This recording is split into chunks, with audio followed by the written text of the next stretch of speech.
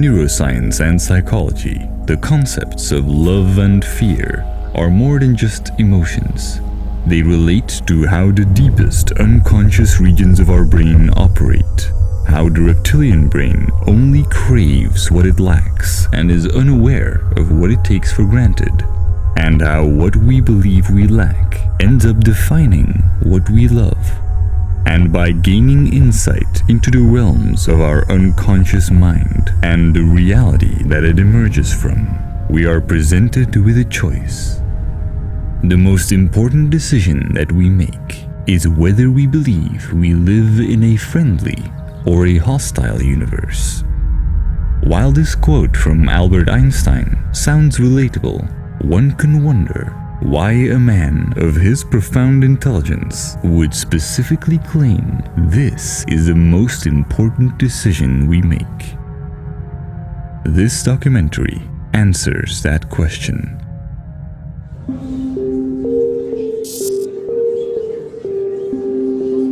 Tens of thousands of papers are published each year in the field of neuroscience alone. Our knowledge and understanding of the inner workings of our mind and of our universe is expanding at an astounding rate. If you seek rational answers to fundamental questions about consciousness, this documentary could change your life. The human brain is by far the most sophisticated phenomenon that we have been able to observe to date in our universe.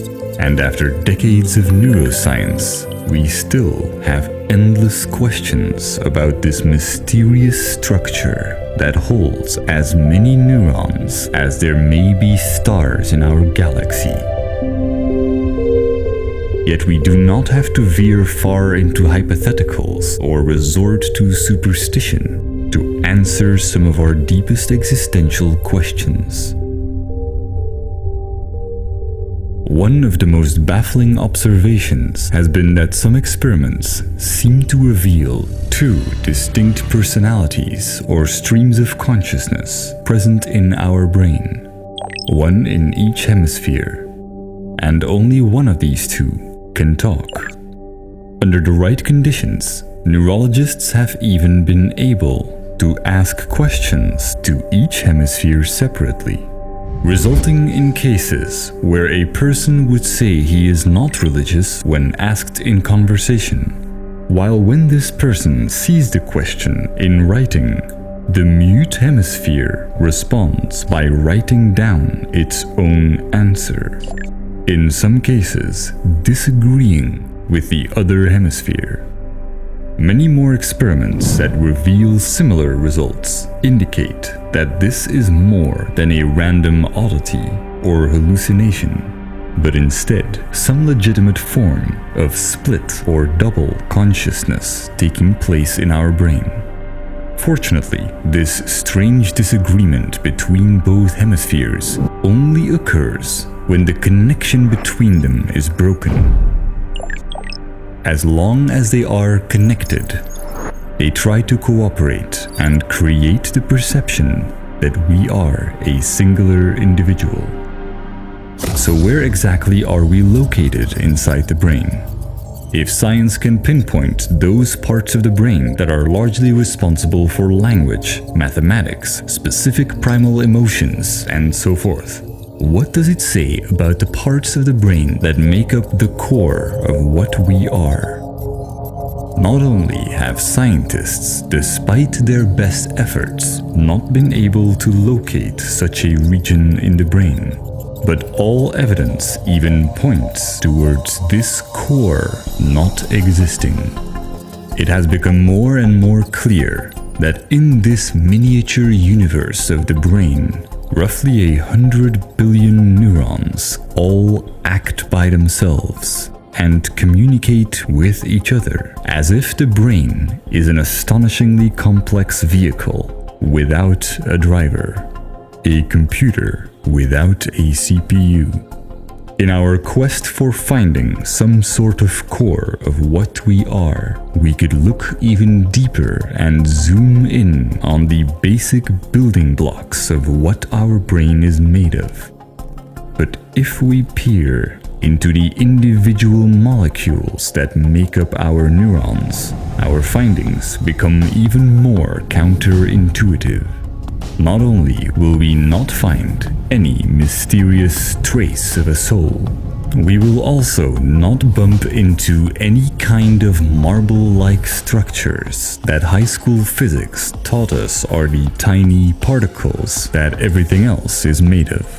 You might have heard that roughly 99.9% of all solid matter is nothing but empty space.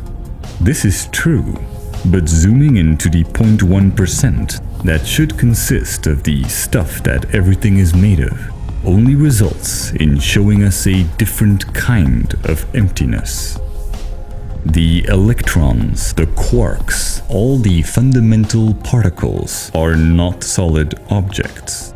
Thinking of them as somehow tiny spheres is a convenient simplification, but this does not represent the fascinating reality of this strange quantum void. The only things that exist here are waves. Waves that behave similarly to vibrations of sound or ripples in water. But rather than oscillations of matter, the peaks and valleys of these quantum waves are not made of anything tangible. They are waves of probabilities. Their peaks reveal the areas where there is a high probability of detecting the energy of what we may call an electron. Their valleys indicate that the chances there are much lower. As bizarre as it may sound that all the building blocks of our universe seem to behave according to chance rather than being intuitively predictable, this is not just a theory. It is a simple fact that can be tested and observed with nothing more than a laser pointer and a comb to replicate part of the famous double-slit experiment.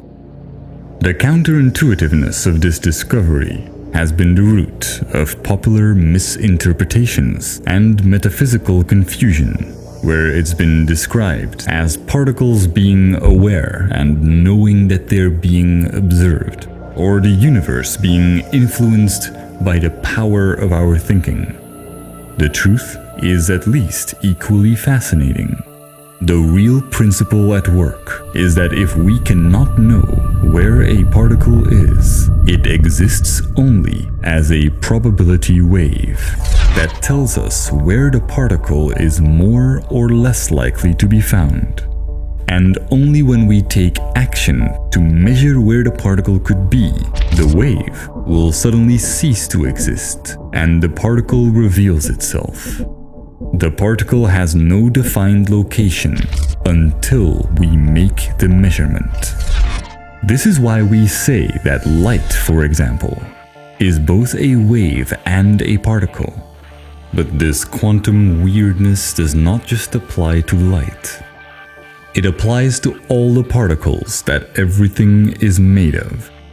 It also applies to molecules. If we fire super tiny rocks instead of photons, they will behave like waves when we are not measuring them. We intuitively believe our universe consists of solid stuff, but in reality, all of it, from the neurons in our brain to the galaxy we are a part of, is the result of probability waves and particles that pop in and out of existence. All this weirdness led Einstein to famously say, "Do you really believe the moon is not there when you are not looking at it?" But no matter how weird it is, quantum theory and all experimental evidence reveals that our universe is inherently probabilistic, and things within it cannot be predicted with 100% certainty. This doesn't mean that science cannot make accurate estimates as to what is more or less likely. The mathematics and statistics of quantum physics reveal that these seemingly random oscillations that make up our reality are still profoundly consistent patterns. Many of our modern technologies, such as solar panels or microprocessors, would not have been possible if we had not deciphered much of the intricate and unique behavior of quantum mechanics. But if no specific region of the brain, nor the neurons, nor the building blocks that our neurons consist of can account for the phenomenon of our consciousness, what is the current scientific assessment as to what brings it about? Over the years, there have been many theories, some of which have since been debunked with modern understandings of neuroscience. Others are considered too far-fetched and exotic to be of merit without hard evidence. But there is one general school of thought that most scientists consider to be likely. An idea that is not only logically sound and fits our observations, but that can transform how we think about life. Even though its implications are thus far rarely discussed and explored. In fact, this documentary marks the first time all these logical conclusions are brought together to bring into focus what science can really tell us about some of our deepest existential questions. If we look at evolution, it's not so hard to roughly imagine how life started here on Earth. 4 billion years ago, a unique series of coincidental probabilities occurred that led to the existence of very simple biological cells that could replicate. These were the first forms of life. And as they replicated, subtle differences between the old cells and the new cells would crop up. Mutations would take place. We see it in the genetics of offspring with every life form known to us. And we can trace it back in the remains and fossils, not just of animals and plants, but sometimes even of bacteria of as far as 3.5 billion years ago. Microscopic crystals and fossils provide us a glimpse of life on Earth before the first plants or even algae emerged. Over billions of years of replicating and mutating, these biological mechanisms found more and more sophisticated ways of growing and spreading. The tiniest initial differences, such as offspring with a coincidental protein molecule that is sensitive to sunlight, would end up with eventually more beneficial mutations over many generations. 4 billion years is a very long time, enough for extremely sophisticated results, such as the human eye, to emerge from origins as simplistic as a single light-sensitive protein molecule.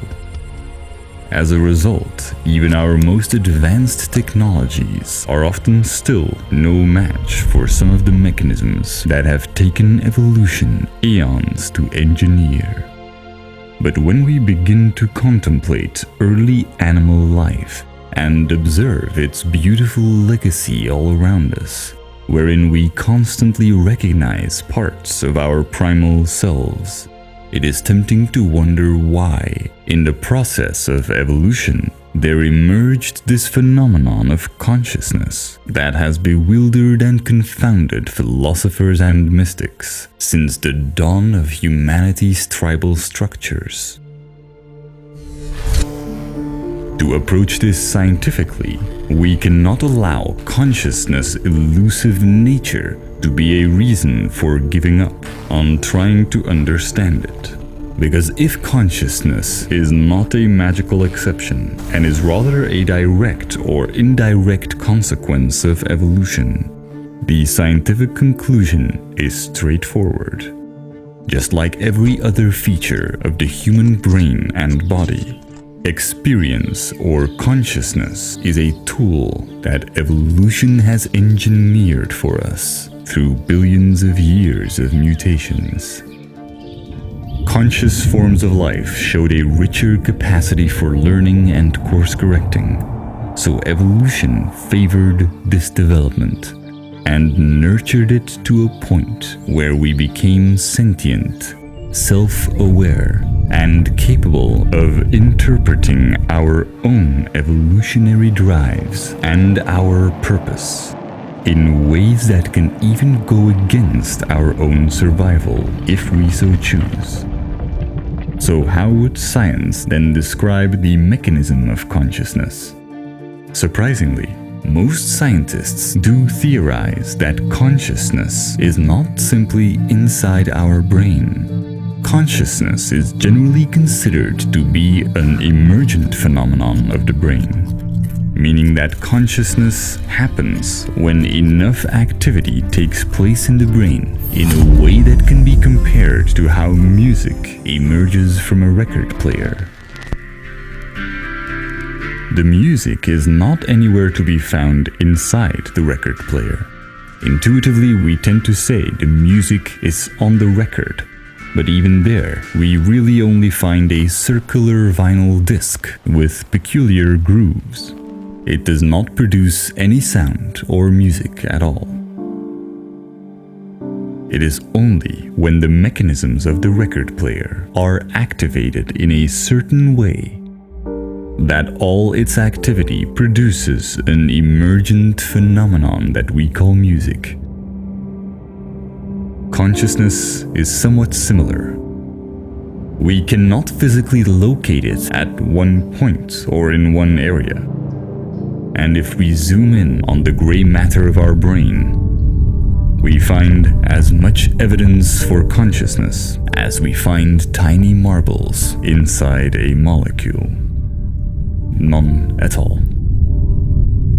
Yet when billions of neurons fire and communicate with each other, the combination of this enormous amount of activity creates the phenomenon of consciousness. But it would seem that this is far from a complete summary of what brings it about, because there is an inevitable consequence that complicates things to an incredible degree. The more this emergent feature evolved in ways that allow it to course correct and significantly reprogram the brain, the more it became a feedback loop of incredible complexity. When we point a webcam at a screen that displays its input, we see a seemingly infinite pattern. The brain does something similar with the activity from its billions of firing neurons, resulting in an unimaginable depth of iterations and permutations that gives rise to what we call consciousness or experience. This experience is not a goal. It is simply the ultimate tool that our brain has for finding its way and coming to grips with the consistent patterns of reality. We are the unfathomably intricate interplay of what seems like infinite loops of neural processes. Our essence may have had humble beginnings, but it exponentially grew on its voyage down the rabbit hole of boundlessly mirroring itself and learning from each mirror image. Our brainwaves ripple and reverberate, creating constant feedback loops of wildly varying degrees of complexity before even a single emotion, let alone a conscious thought, can emerge, which then in itself inevitably brings about feedback loops of higher levels of abstraction, where it is no longer about the interaction and cascade of neurochemical processes, but also of language, ideas, and concepts. that allows such magnitudes of recursive thinking that we become capable of observing and dissecting the patterns of our own existence. We are incomparably more than the sum of our parts, which is why our evolution so greatly favored this extraordinary capacity for reasoning and intuition, and why it promoted us from biological machines to sentient architects of our own future, tasked with making the right decisions for ourselves and for our species.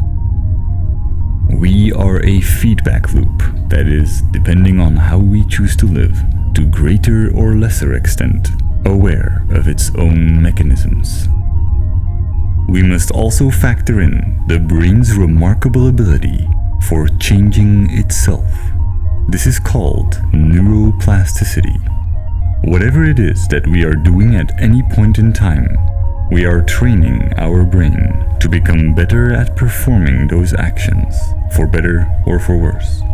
While more pronounced at early age, neuroplasticity and even neurogenesis, the creation of new brain cells, continues to take place throughout our lives, shaping and reshaping the hardware of our consciousness every step of the way.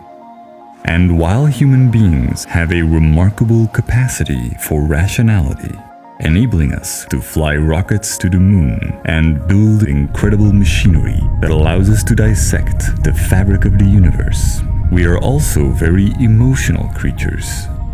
As we grow up, we, for a big part, learn and shape our behavior through basic Pavlovian conditioning. In the famous psychological experiment by Ivan Pavlov, a basic observation was that a dog tends to salivate as soon as he recognizes learned indicators hinting that he may be rewarded with a treat. Same mechanisms are present in the reward system of the human brain. As children, we innocently want to understand the world. But if trying to understand things is not rewarding enough, our brain adopts other strategies.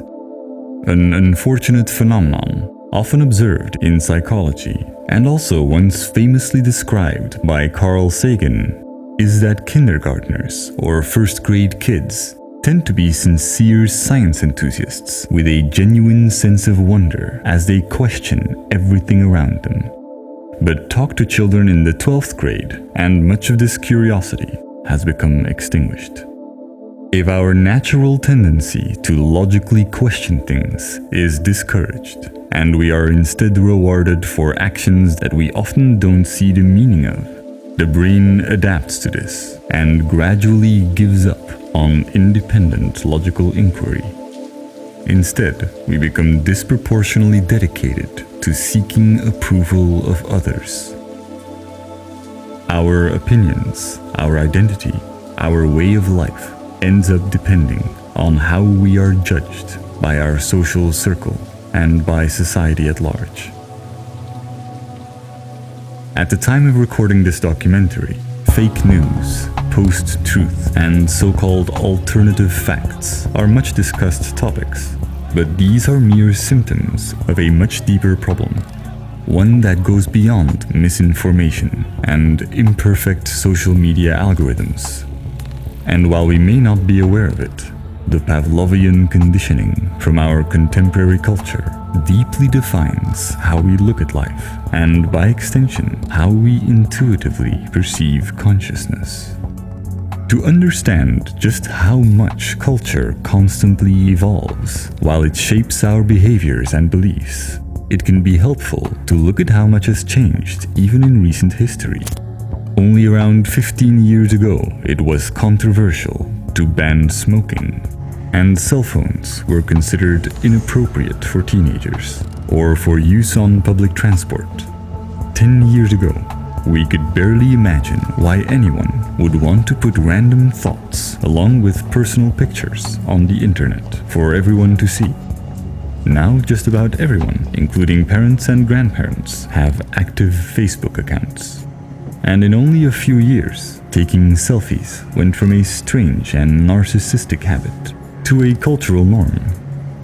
Keeping this in mind may then make it less surprising when we consider that up until around 300 years back, people would brand a great deal of our most commonplace routines as selfish, decadent, and morally corrupt.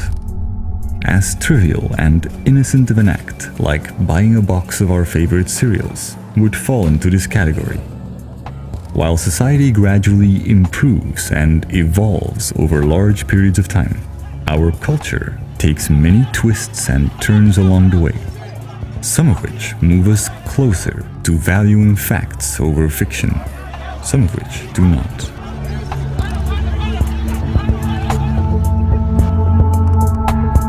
Nevertheless, our conditioning lays much of the groundwork for the operating system of our brain.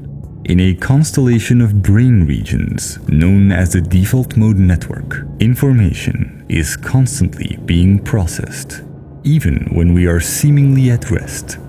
This is partially why social conditioning can have a profound impact on us while we are unaware of it. Our current mainstream culture is generally defined as individualism, which finds its origins in the Industrial Revolution not long ago. And just as in previous eras, we go as far as to sometimes rewrite history to fit our current narrative. And we repurpose ancient sayings such as carpe diem to support our beliefs.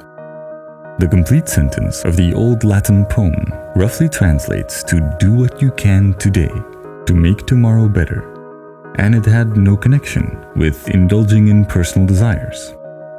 While our scientific progress can tell us a lot about the brain and even to significant extent about consciousness, our culture is currently not so much geared towards trying to understand what we are. It is instead more focused on celebrating the pursuit of fashionable personal interests, ranging from material possessions to impressing our social circle, from momentary thrills to romantic adventures. The individual's desire and its freedom to pursue it is currently our most cherished ideal. Many aspects of our society, most of all our economy, rely on our pursuit of these popularized objectives. Aside from rare exceptions like a futuristic TV series about a unified humanity working to advance the species, culture has a way of submerging us in signals that make us believe, without question, that the way we currently perceive things is simply the way it has always been, or at least the way it is meant to be. Not so long ago, we believed people of color were always inferior. The world was always flat, and the gods always controlled the skies. In a cultural setting such as this, the brain's reward system becomes, in a sense, disconnected from its purpose. Throughout evolution, the ways in which our DNA has mutated and our brain has expanded have all been part of the same process. All these mechanisms simply try to overcome the obstacles in their path. Life fundamentally tries to align itself with reality, genetically and biologically, instinctively and intellectually. As children, the way we try to align ourselves with reality is by imitating others, parents, friends, teachers, and various cultural influences. The older and the more aware we become, the more capable our brain becomes at independently recognizing patterns and making abstractions. A duality arises.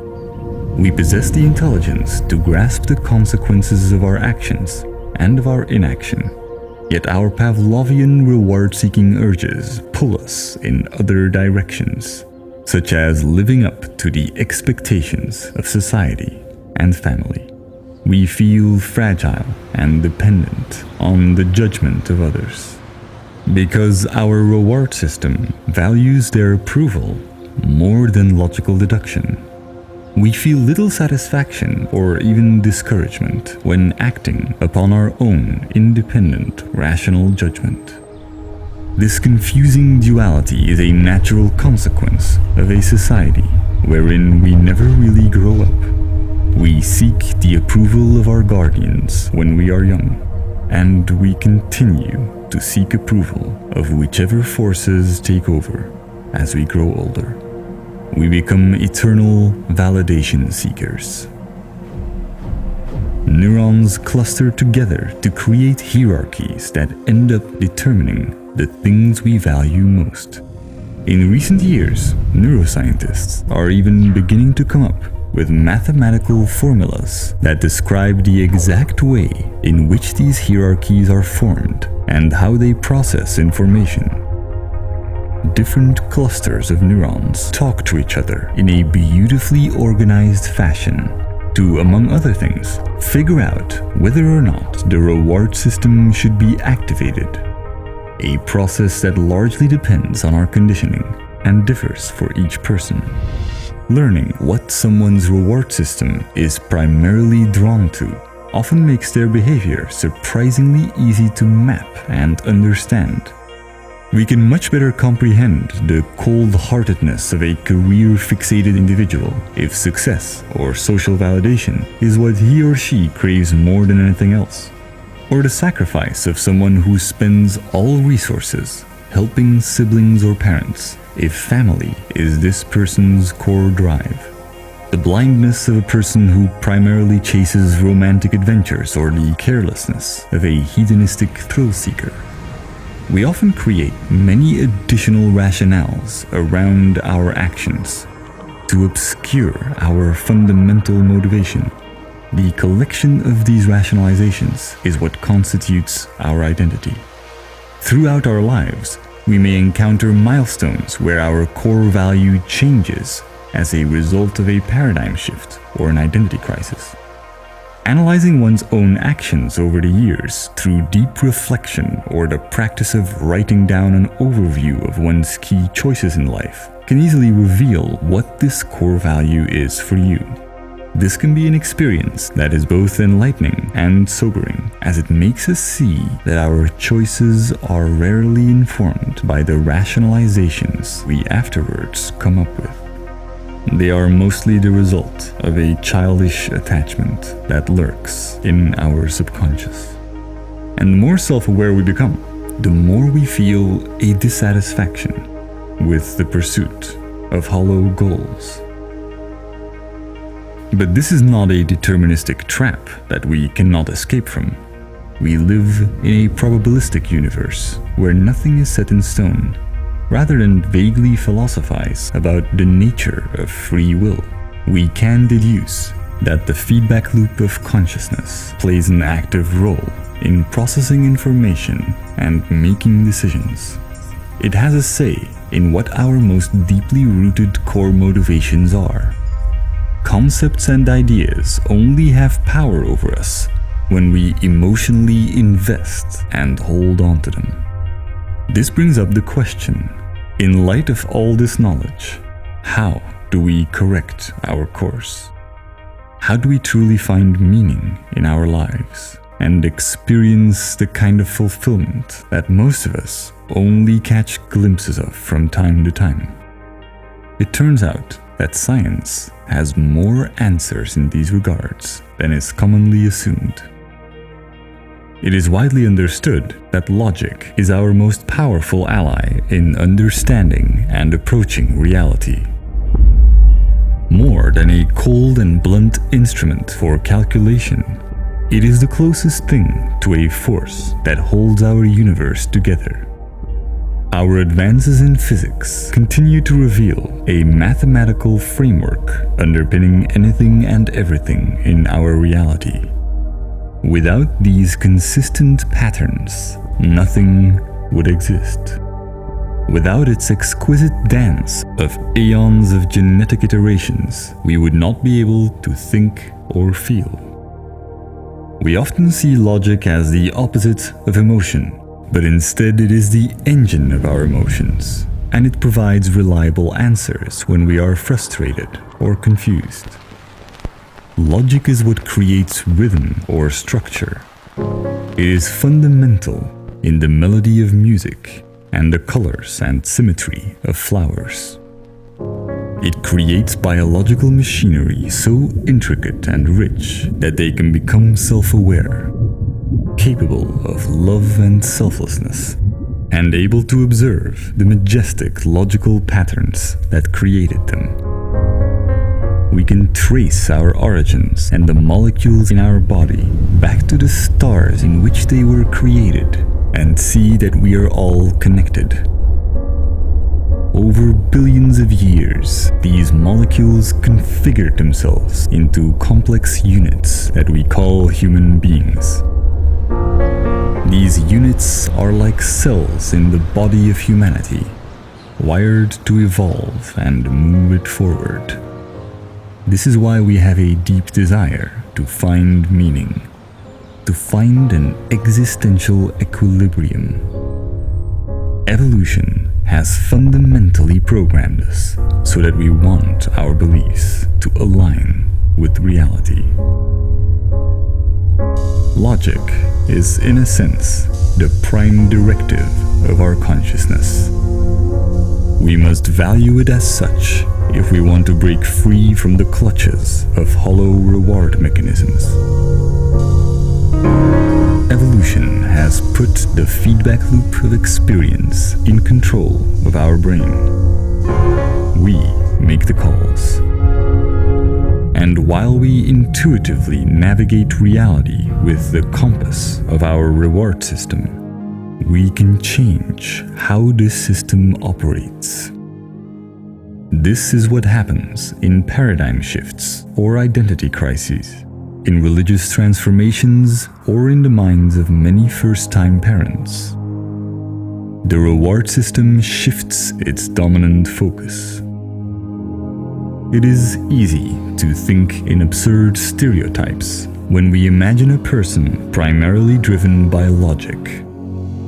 But for human beings, it would only be illogical to suppress emotions or disregard human needs. Instead, what is logical for humans is to act in ways that are most efficient for the benefit of ourselves and of humanity. Part of the reasons why meditation and mindfulness practices have scientifically measurable health and psychological benefits is precisely because they somewhat disconnect us from attachments that constantly take up mental energy and generate dissonance. They also shift the brain's activity from its default mode network to what is called the task-positive network, and it allows us to more easily be selfless, clear-headed, and focused.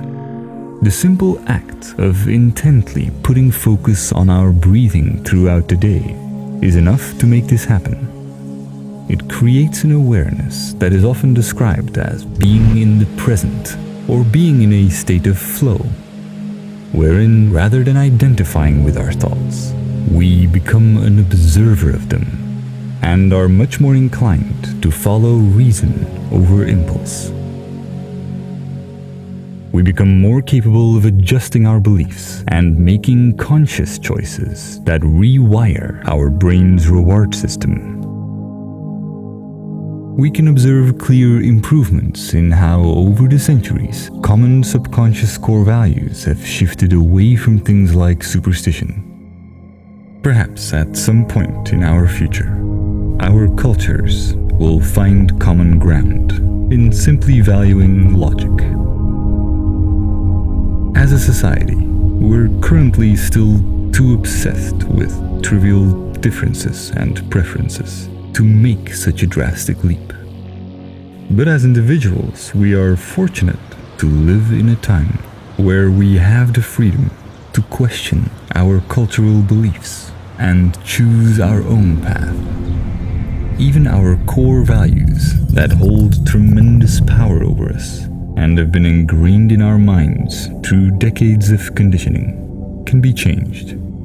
While core values don't just change automatically, Here's how one could adopt a more logic-oriented mindset.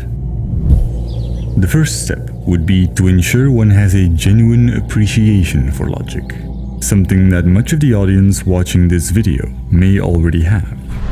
It can be profoundly inspiring to learn about how logic underpins everything in the vast and intricate complexity of our universe. And it can also be empowering to realize as you learn that even when we don't know them, the logical answers to our questions exist. It also helps to be aware that science and logic are not about certainties, but about finding out what is most likely. Our universe is a probabilistic phenomenon. Even a hypothetically perfect simulation could not predict with complete certainty how events would unfold.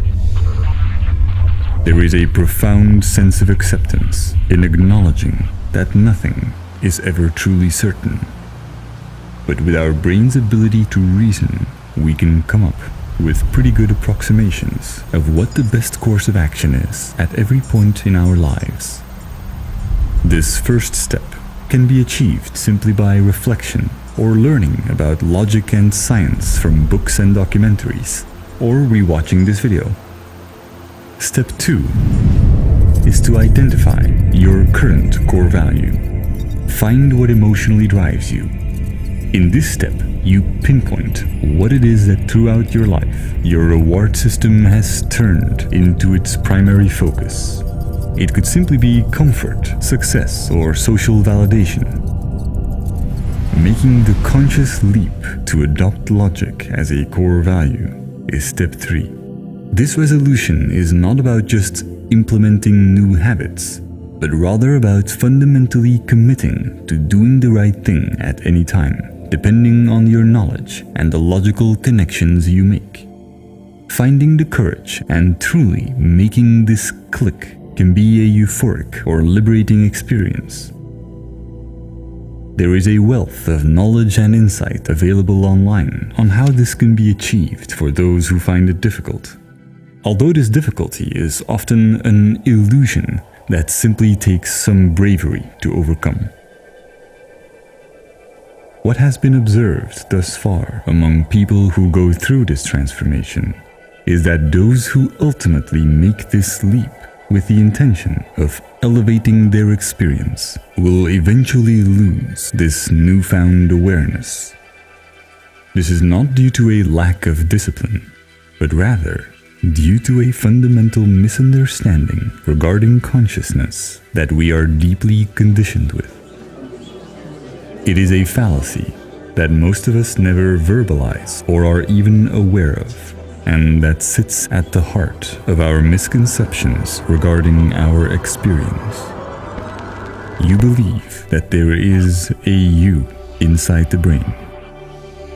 Even as you watch this video, you've most likely concluded, at least subconsciously, that there is still a you in the ever-changing feedback loop of consciousness. That while we are an unfathomably complex and rich phenomenon of continuous information processing and near infinite iteration and transmutation, that somehow, at every instant and in every loop, a defining part of us survives. We believe this even though most cells in our body die and are replaced over and over. The electrons that buzz through our neurons to generate our ongoing experience do not exist in any solid or intuitive sense of the word, and scientists find no trace of a self inside our brain. Each second, the consciousness that emerges from the gray matter mechanisms behind our eyes is different, sometimes unrecognizably so, from what it was a second before. The truth is, every moment we are a new entity that existed only for that one single moment and will never manifest itself again.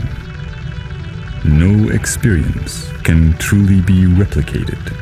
No identity can ever reflect an ever-changing synergy and there is no self or I that can persist in the endless stream of experience, not even for an instant. The only place where there resides some notion of the imagined self is in the proteins that were synthesized to store a memory of a moment that once occurred.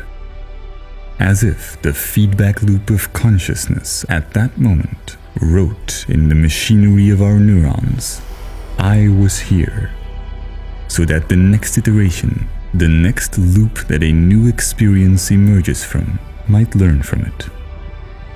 But from fixating on faulty concepts of what we are, on stories of a phantom that we define as the self, we learn nothing of value. It is fascinating that sometimes science and ancient esoteric wisdoms seem to meet. The idea that there is no actual self is not a new one, but it is one that is logical and has gained more scientific support than other schools of thought. Life and death are concepts that do not seem to apply in the ways that we think they do.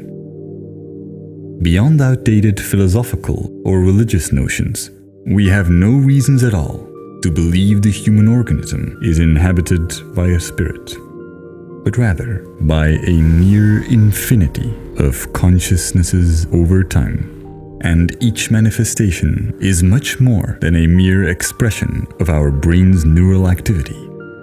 It is a culmination of all the interaction that led to its emergence.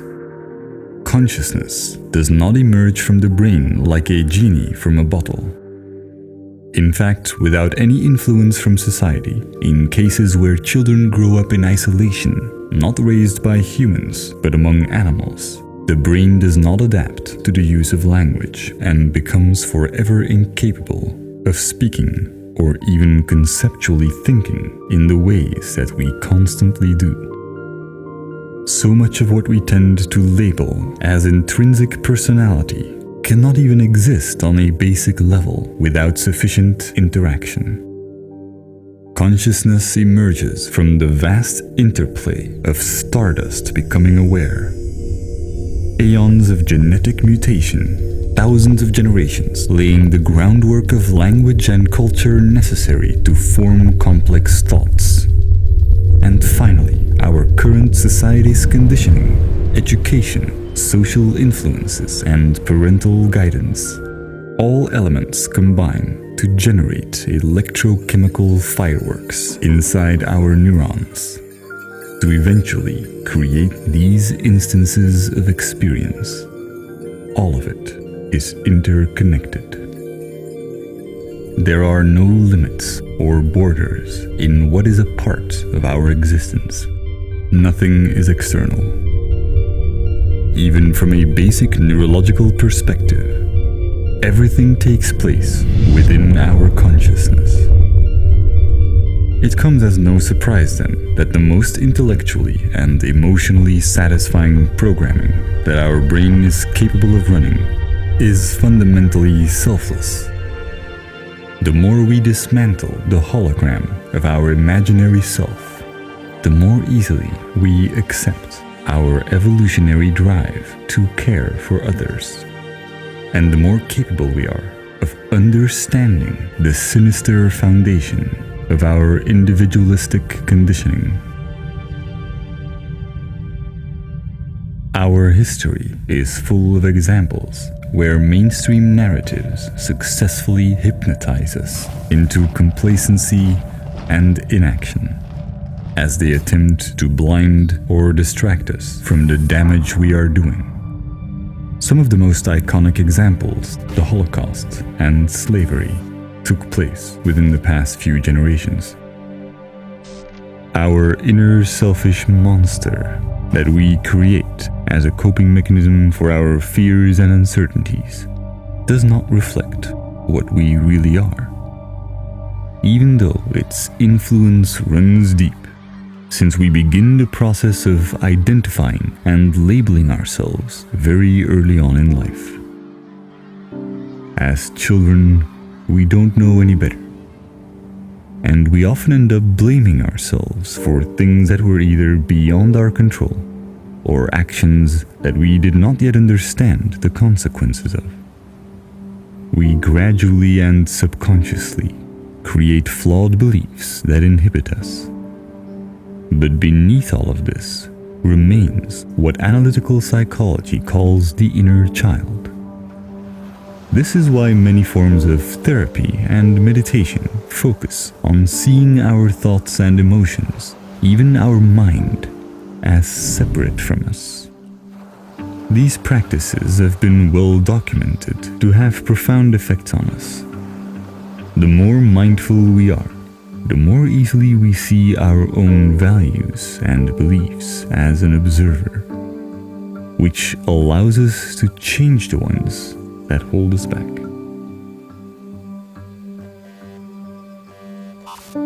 We are continuously flooded by subtle and less subtle indicators that signal our subconsciousness and strengthen our belief that our experience is what matters most.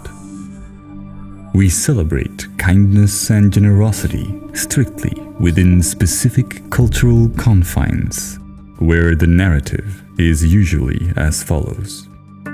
Human beings might be inherently selfish, but since doing good feels good, we are not so bad after all. Simply hearing or saying this can summon positive emotions. In fact, it's not uncommon to see this message applied in charity campaigns, or for example, during Christmas.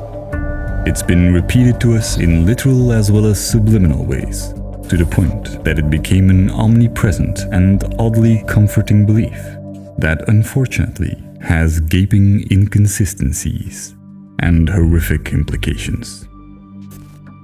It's an unspoken slogan of the individualist ideology that programs obedient consumers to only care when they stand to benefit themselves. It is perhaps the worst form of indoctrination when society makes us believe that the reason why we should primarily pursue selfish interests is because we're not really capable of anything else.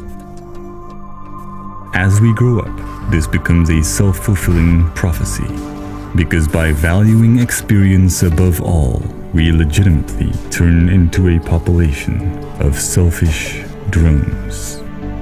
And in the finest tradition of cultural obedience, many of us then defend ourselves when we hear of claims of selfless acts. These things do not really exist, many of us say, ignoring even the most obvious and common scenarios of parents who truly care for their children and gladly diminish the quality of their own experience for them. This is where we awkwardly catch glimpses of the uneasy and unspoken agreement that binds us. We know that our ideology is a facade, a collection of excuses that we let ourselves and each other get away with. The 1% may benefit the most, but the greatest conspiracy of modern civilization does not come from the top. It is a collaboration that we all subconsciously agreed to and are sometimes uncomfortably aware of. In this ecosystem, the rare exceptions of those who at some point truly value something more than experience easily end up conflicted. For a while, they may feel driven to fight for a cause or sacrifice their luxuries for a noble objective. But as soon as they somewhat ponder their actions within a greater context, the compass of their intuition fails to come up with convincing answers as to whether they are truly doing what is right, making their endeavor unsustainable. We fall back on excuses that are so commonly accepted, we almost fully believe we should indeed trust and value our experience above all else. This makes us deeply vulnerable to to all kinds of manipulation. Governments and corporations can dictate our behavior without advanced strategies or conspiracies. Politicians can scare us with insultingly inaccurate claims, and we will happily consume poisonous substances if presented along with imagery of laughter and joy, preferably from celebrities. Our indoctrination has made us pampered and passive. With this broken compass, we find ourselves somewhat puzzled when we reflect upon historical horrors like the Holocaust. Why did so few of the guards who witnessed the atrocities of concentration camps do something? How come they blindly obeyed orders and murdered millions, either by pulling the trigger or simply assisting, making them guilty of the atrocities that were committed? Indoctrination can make us ignorant, and the sleep of reason can produce monsters. But we are not children anymore. As adults, we are perfectly aware, sometimes painfully so, that actions have consequences. Therefore, when we consider an individual who willingly keeps someone in a dungeon to die of starvation, we universally consider it wrong or evil. But when we become aware of the death and suffering that's been locked away in our own dungeon of ignorance, we ourselves become evil if we do not take action. In a world with a continuous stream of tragic events that we can easily influence, wherein we no longer need to risk our lives in order to make a difference, our inaction kills on a daily basis, while we mentally recite to ourselves the mantras we've been taught. There's not much we can do. We are not responsible.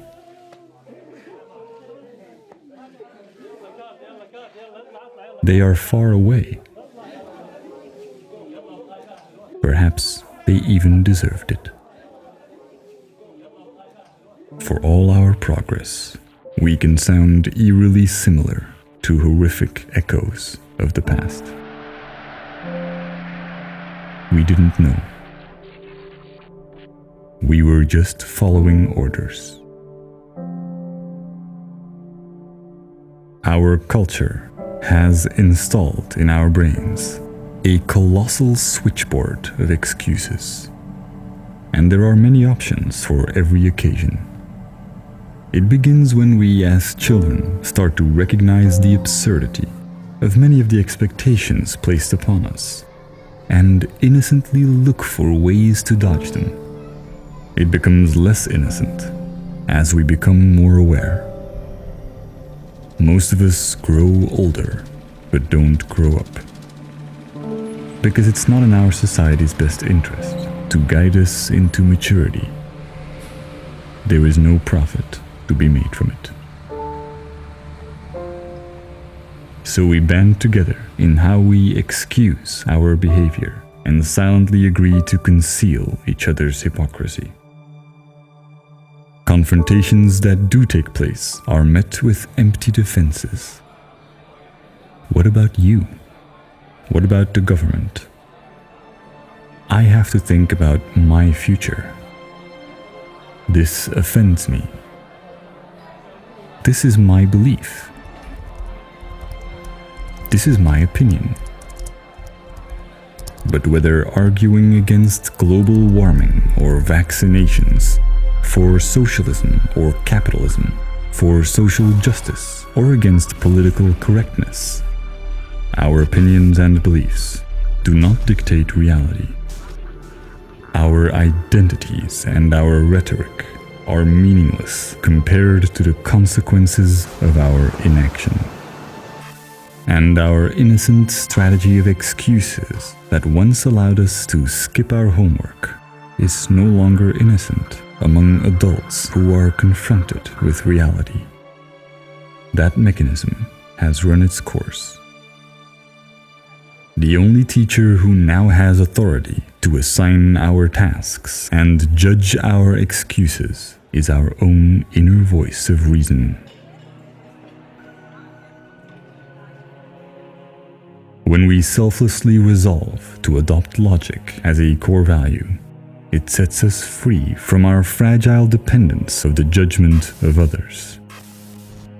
Responsibility is simply a principle of acting in line with our ever-expanding knowledge and rationality. It does not depend on intersubjectivity. It is not dictated by our culture, our social circle, or politicians, nor is it dependent on our fabricated freedom of choice. And many of the most historical acts of bravery came from those who took a stand for what is right, even in the face of adversity and cultural disparity. Such a profoundly selfless resolution can seem scary, as it threatens all the conditioned attachments that emerge in a culture where enjoyable feelings are considered the ultimate goal. But it leads to far more fulfillment than chasing our positive emotions like a carrot on a stick, as our ideology demands. In cases of drug addiction, usually only those who feel they have little else to live for become dependent on addictive substances. We've been led to believe the lie that the meaning of life is to chase the carrot of good emotions. But even with only our intuition, we feel that this endless chase doesn't make much sense. The payoff is never great enough. And those who choose to believe in a more selfless and logical objective, ironically, tend to experience much more fulfillment in their lives. It's a principle that has inspired ancient spiritual concepts such as karma or heaven and hell. Those who care most about their own indulgences end up haunted or tormented by their own self-interest. But in modern cognitive psychology, it is not just an esoteric idea. There is a huge range of academic research and literature on the subject, usually described in terms of the scarcity mindset and its opposite, the abundance mindset. The brain operates in a mode of scarcity when we feel that there are things we lack. This is perhaps one of our brain's most ancient survival mechanisms. And it's been well established that while this can sharpen our focus, it also tends to take up enormous amounts of what is called mental bandwidth. It hijacks our brain. It literally makes us less intelligent, more self-centered, and even drops our IQ. And every day, we are exposed to a near infinite array of societal impulses that are designed to lock us into this mental state.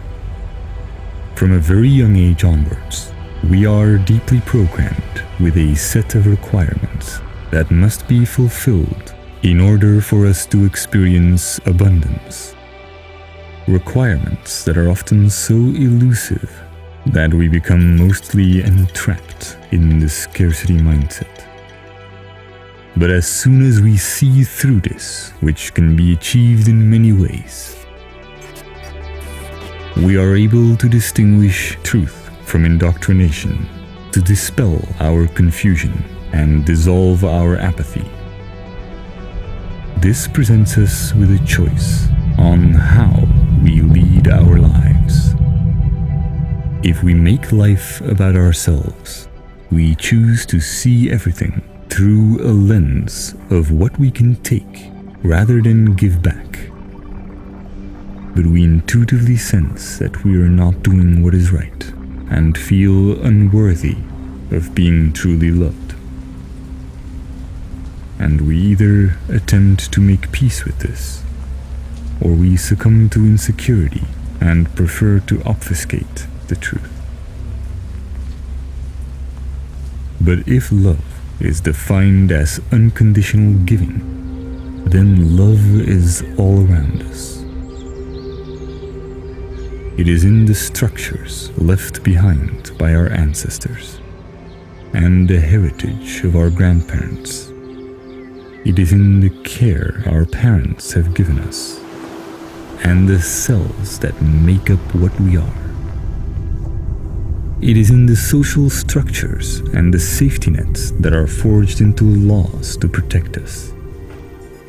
It's in the sun that shines and the infinite beauty that includes us. If we choose to be what we are and see our life for what it truly is, then we realize it's about much more than just us. It's about caring and doing what is right, about giving back and using our understanding to combat ignorance. It is about trusting in our ability to do so, trusting in our true selves, and letting ourselves be guided by our intuition, which knows right from wrong. No matter what challenges we face, when our heart guides us with reason on its side, our imagined problems fade away. Behind everything, there is a logical reason we can find when we choose to follow curiosity rather than fear. We don't have to feel regret or guilt when we know our intentions are pure and we did the best we could at the time with the knowledge that we had. But it begins with a choice. A choice between pretense or honesty, between fabricated scarcity or the abundance of reality, making life about ourselves or seeing that it is not about you. A choice that is yours to make.